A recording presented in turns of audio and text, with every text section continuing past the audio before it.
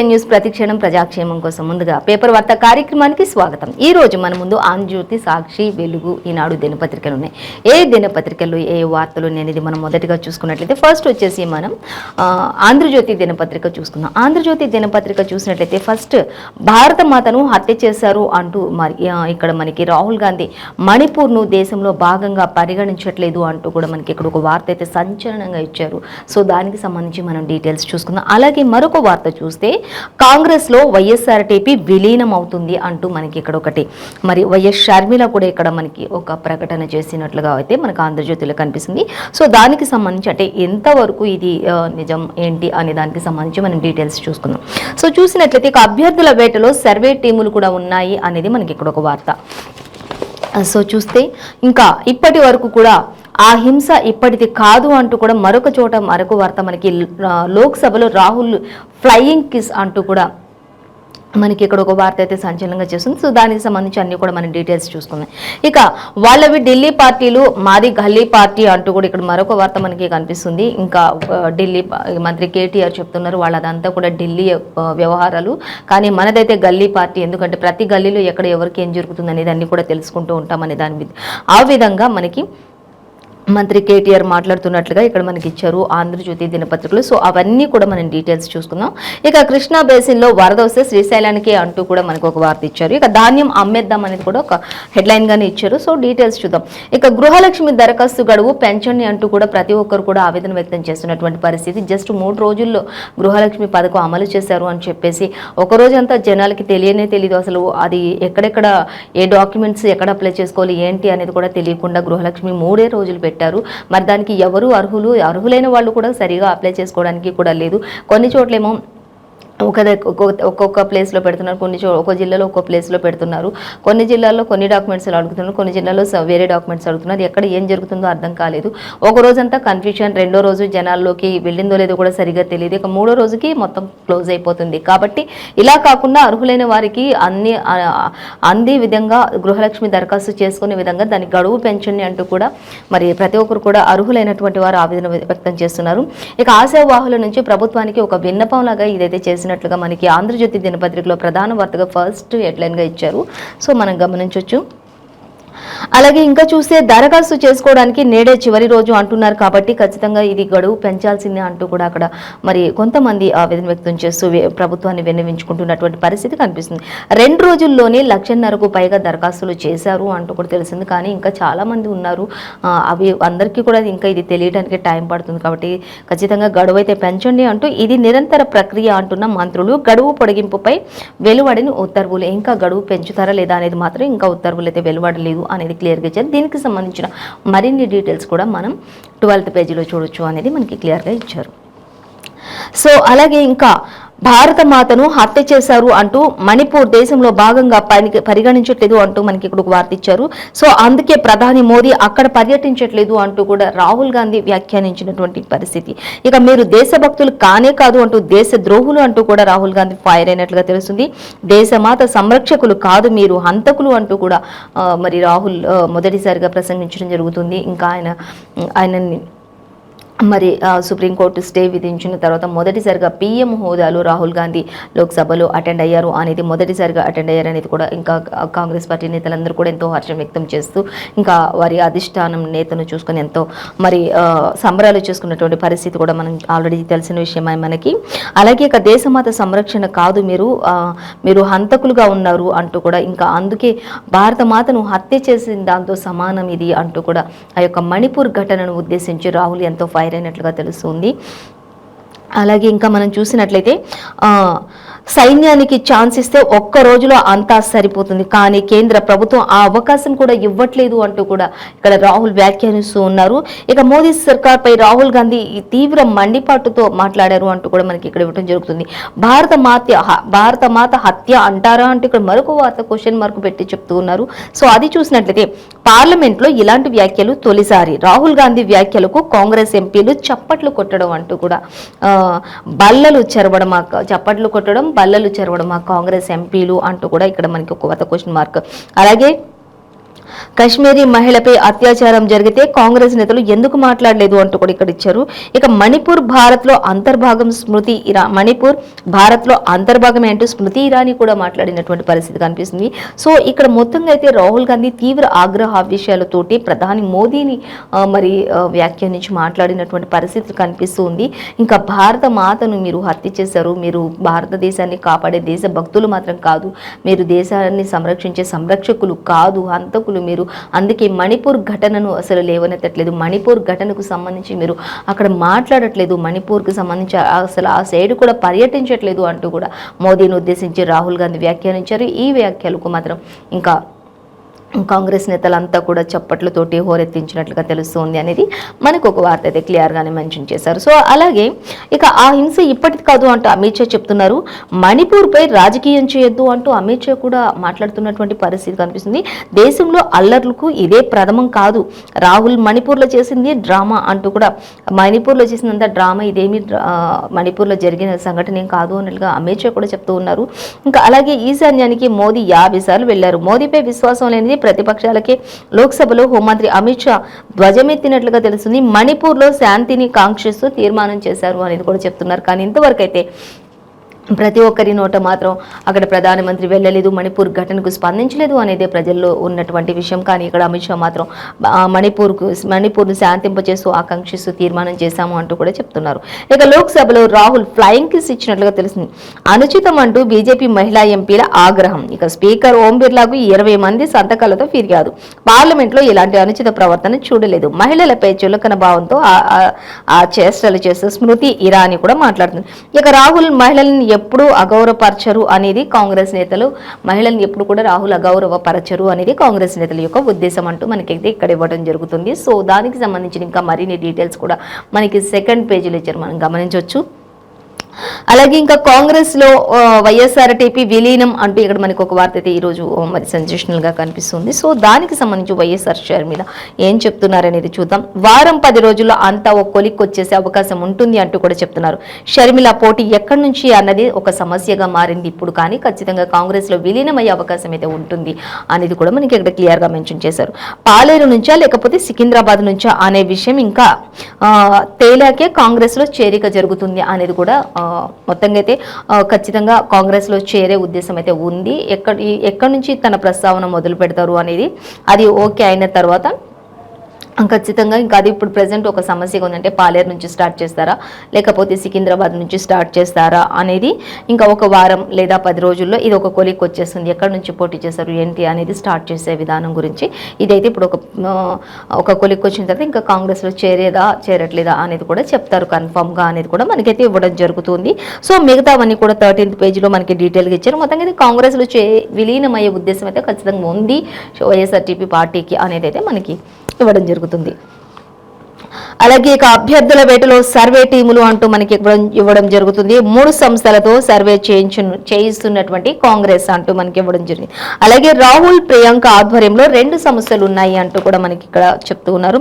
ఇక ఇప్పటికే కొనసాగుతున్న సునీల్ కనుగోలు సర్వే, ఇక అలాగే 3 సర్వేలను క్రోడీకరించిన తర్వాతే అభ్యర్థుల ఎంపిక కూడా జరుగుతుంది అనేది కూడా మనకి కాంగ్రెస్ కి సంబంధించి ఇక్కడ మనకి ఫుల్ డీటెయిల్స్ అయితే ఇచ్చేశారు. ఇంకా ఖచ్చితంగా అభ్యర్థుల వేటలో ఇప్పుడు ప్రెసెంట్ అయితే సర్వే టీములు అన్ని కూడా కొనసాగుతున్నాయి అనేది అయితే తెలుస్తుంది. ఇంకా మరొక వార్త మనం చూసినట్లయితే కృష్ణా బేసిన్ లోని వరదొస్తే శ్రీశైలానికి అంటూ ఇచ్చారు. ఎగువ నిండిన జలాశయాలకు తుంగభద్రలో 80% పైగానే నీటి నిల్వ చేసే అవకాశం ఉంటుంది వరదలు వచ్చినప్పుడు ఆ ప్రాంతాల్లో అంటూ ఇచ్చారు. అలాగే గోదావరి బేసిన్ లోని భారీగా తగ్గినటువంటి ఇంకా వరదలు ఈ విధంగా వచ్చినప్పుడు ఇంకా కృష్ణాలో మొత్తం కూడా ఆ బేసిన్ మొత్తం వరదలు శ్రీశైలానికి వెళ్ళిపోవడం వల్ల గోదావరిలో కూడా కాస్త నీటి మట్టం తగ్గింది అంటూ కూడా మనకి ఇక్కడ ఇవ్వడం జరుగుతుంది.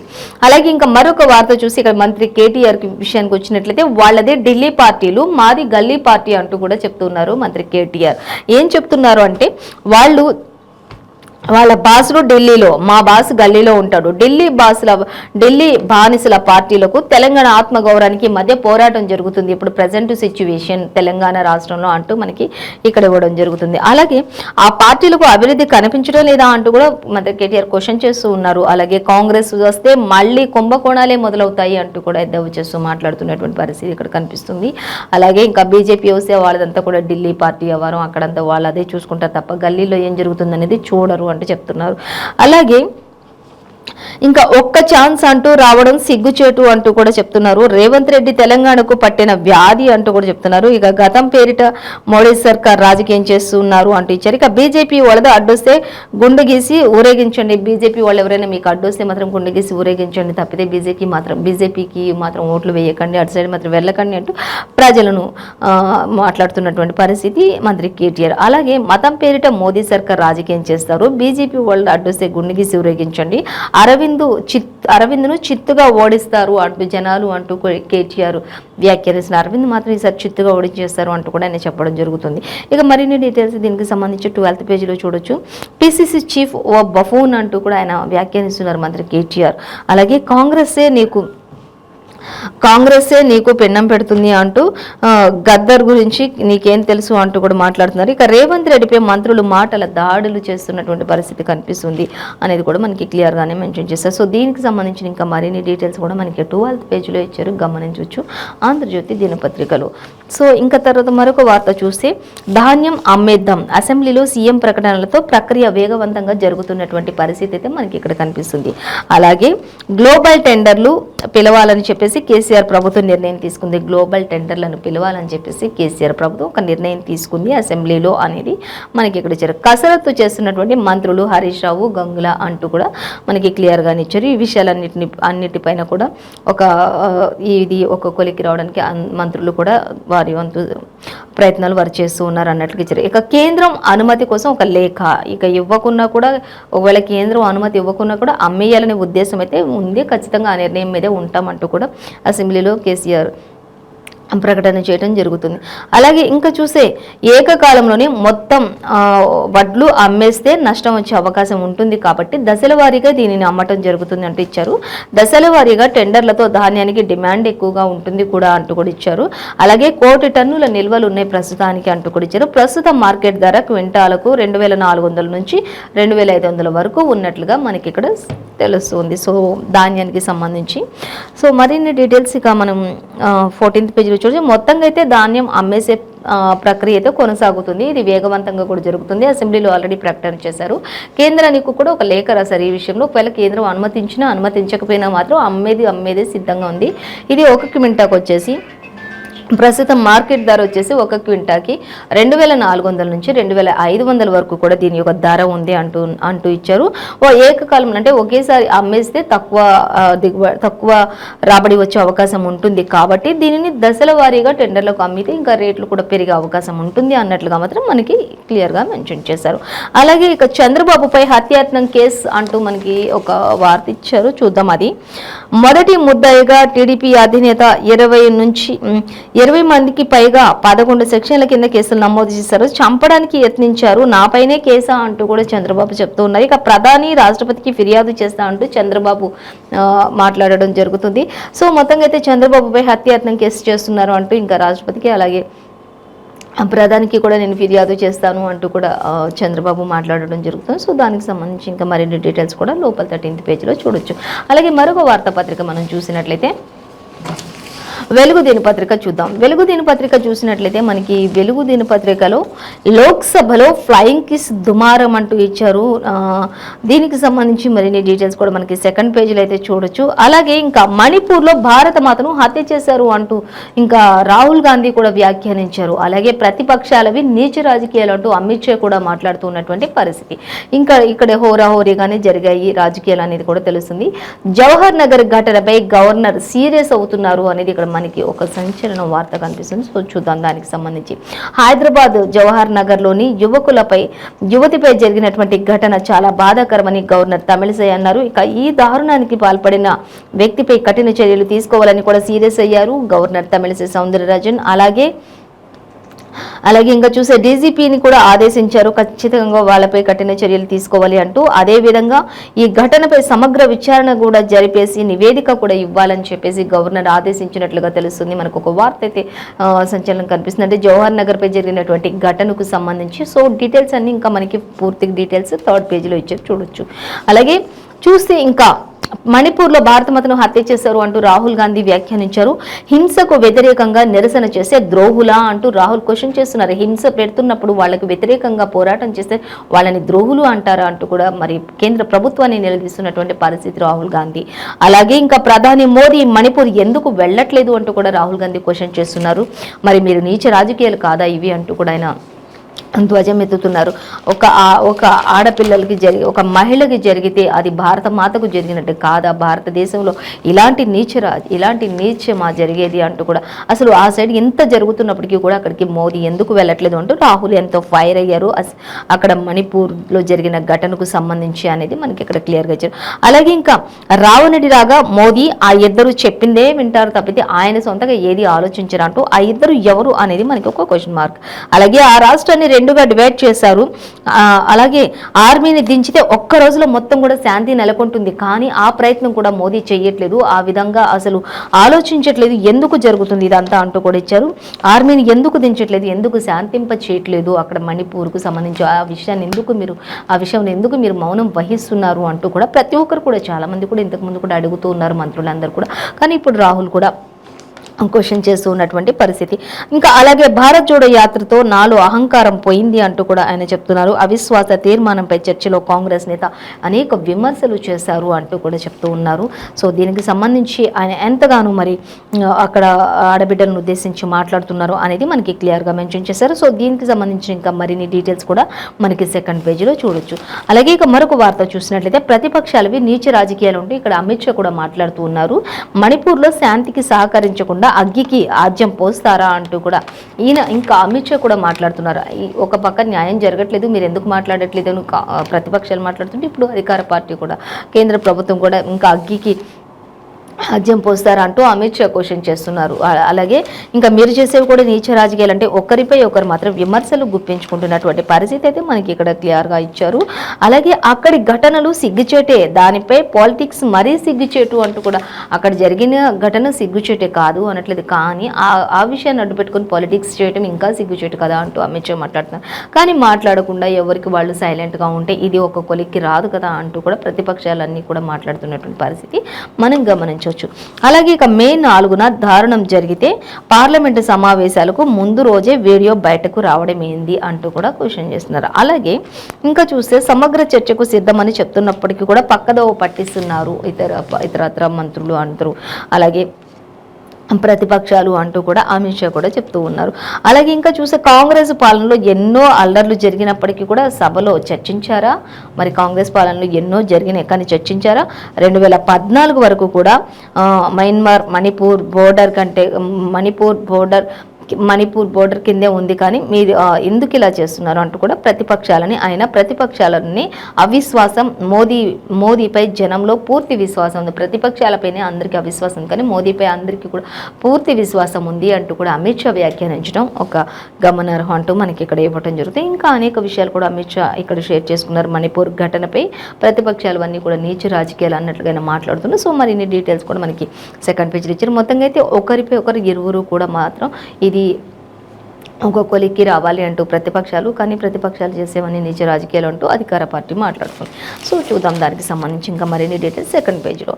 అలాగే ఇక నేషన్ డివైడెడ్ అలయన్స్ అంటూ ఇక్కడ మనకి ఇక్కడ ఒక వార్త ఇచ్చారు. ఇంకా ఎన్డీఏపై రేవంత్ విమర్శలు చేస్తూ ఉన్నారు అనేది అయితే మనకి క్లియర్గా ఒక వార్త అయితే కనిపిస్తుంది. సో దానికి సంబంధించి మనం డీటెయిల్స్ చూసినట్లయితే బీజేపీ అంటే బ్రిటిష్ జనతా పార్టీ అంటూ మనకి రేవంత్ రెడ్డి వ్యాఖ్యానించడం జరుగుతుంది ఇక్కడ. అలాగే ఇంకా చూస్తే విభజించు పాలించు అనేది ఆ పార్టీ విధానం అని కూడా కామెంట్ చేశారు రేవంత్ రెడ్డి అనేది మనకి క్లియర్గా మెన్షన్ చేశారు. అలాగే ఇంకా చూద్దాం ఆ పార్టీ విధానం గురించి రేవంత్ రెడ్డి కామెంట్ చేశారు. సో దానికి సంబంధించి ఇంకా డీటెయిల్స్ చూద్దాం. ఇక పార్లమెంట్లో తెలుగులో స్పీచ్ ఇచ్చారు అనేది కూడా ఆయన పార్లమెంట్లో తెలుగులో స్పీచ్ ఇచ్చారు Revanth Reddy. Nation divide divide alliance అనే దానికి సంబంధించి ఎన్డీఏపై రేవంత్ అనేక విమర్శలు చేశారు అనేది కూడా మనకి ఇక్కడ క్లియర్గా మెన్షన్ చేశారు. అలాగే ఇంకా మరొక వార్త చూస్తే రాష్ట్రానికి ఏమిచ్చారు అంటూ కూడా క్వశ్చన్ చేస్తున్నారు. 9 ఏళ్లుగా అన్యాయం చేస్తారు, అయినప్పటికీ కూడా అన్నిట్లో నంబర్ 1గా ఉన్నామంటూ అమెరికాలో కరెంటు పోతుంది, కానీ తెలంగాణలో మాత్రం కరెంటు పోదు అంటూ కూడా మాట్లాడుతూ ఉన్నారు. సో దానికి సంబంధించి కూడా మనం ఇంకా డీటెయిల్స్ చూసినట్లయితే ఇక అమెరికాలోనైనా కరెంటు పోతుంది కానీ తెలంగాణలో మాత్రం కరెంటు పోదు, కానీ రాష్ట్రానికి ఇంతవరకు ఏమి ఇచ్చారు అంటూ మాత్రం పైన హెడ్లైన్ అయితే క్వశ్చన్ మార్క్ పెట్టారు మనకి. సో లోక్సభలో అవిశ్వాస తీర్మానంపై చర్చలో నామా నాగేశ్వరరావు కూడా అనేక వ్యాఖ్యలు చేసినట్లుగా తెలుస్తుంది. సో ఆయన కూడా ఇంకా మరిన్ని మాట్లాడినట్లుగా తెలుస్తుంది. ఇక కాంగ్రెస్ బీఆర్ఎస్ డిఎన్ఏ ఒక్కటే అంటూ మంత్రి కిషన్ రెడ్డి కూడా మాట్లాడుతున్నారు. సో ఒక్కరొక్కరు అని కాదు, ప్రతి ఒక్కరు కూడా పార్టీని ఉద్దేశించి అందరూ కూడా ఎవరికి నచ్చిన రీతిలో వారు మాట్లాడుతూ ఉన్నారు. సో చూసినట్లయితే ఇప్పుడు కిషన్ రెడ్డి మాట్లాడుతున్నారు, కాంగ్రెస్ అండ్ బీఆర్ఎస్ డిఎన్ఏ అందరు కూడా ఒక్కటే అంటూ కిషన్ రెడ్డి మాట్లాడుతున్నారు. ఏం చెప్తున్నారు అనేది చూస్తే ఆ రెండిట్లో ఎవరికి ఓటేసినా కూడా మజ్లిస్కు ఓటేసినట్లేనని చెప్పేసి కిషన్ రెడ్డి తీవ్ర వ్యాఖ్యలు చేశారు అనేది మనకి ఇక్కడ ఒక వార్త. అలాగే స్వార్థ రాజకీయాల కోసం ప్రజల్ని మభ్యపెడుతున్నారు అంటూ కూడా మనకి ఇక్కడ క్లియర్గా మెన్షన్ చేశారు. సో అలాగే కాంగ్రెస్ బీఆర్ఎస్ మజ్లిస్ నేతలు మాయమాటలు నమ్మి మోసపోద్దు, అమరుల ఆంక్షలు నెరవేరాలంటే ఆ పార్టీలకు ఓటుతో బుద్ధి చెప్పాలి మీరు అంటూ కిషన్ రెడ్డి చెప్తున్నారు. సో ఏ పేపర్లో చూసినా కూడా ఈ రోజైతే మనకి ఒకరిపై ఒకరు అంటే మణిపూర్లో జరిగినటువంటి ఘటనకు సంబంధించి ప్రతిపక్షాలు అధికార పక్షాలు అలాగే కాంగ్రెస్ బీఆర్ఎస్లు డిఎన్ఏలకు సంబంధించి నేషనల్ డివైడెడ్ అలయన్స్కు సంబంధించి ఇవన్నీ కూడా సేమ్ యాజ్ టీజ్గా మనకి ప్రతి పేపర్లో కూడా ఇచ్చారు. సో ఇదండి ఇవాళ పేపర్ వార్తా కార్యక్రమం విశేషాలు. మరో పేపర్ వార్తా కార్యక్రమంతో మళ్ళీ రేపు కలుసుకుందాం. అంతవరకు చూస్తూనే ఉండండి 95 న్యూస్.